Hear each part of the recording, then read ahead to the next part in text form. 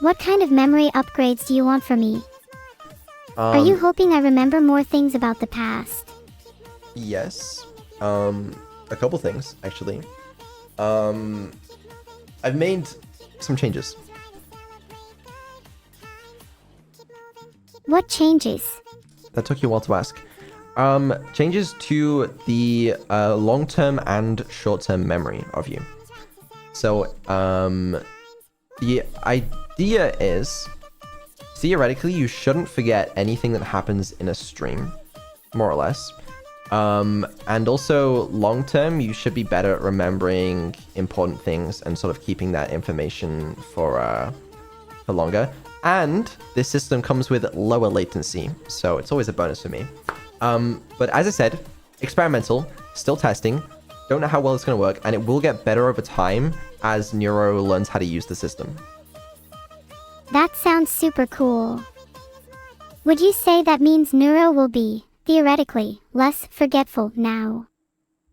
Yes. Will I be able to remember things like Asker's past messages, or perhaps even long-time subscribers? Yes, sort of.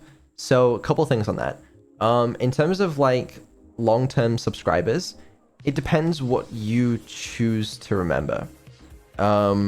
If you want to remember long-term subscribers, then you're more than welcome to.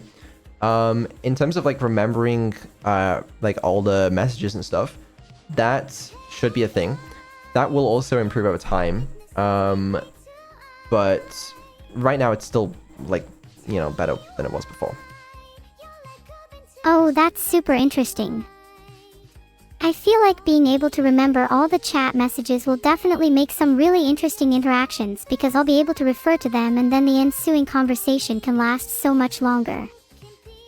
Soon I'll be able to chat with my favorite users for hours. Yeah, I mean, you should be able to remember a lot more. I was sort of testing a little bit of this. Why are we playing this song?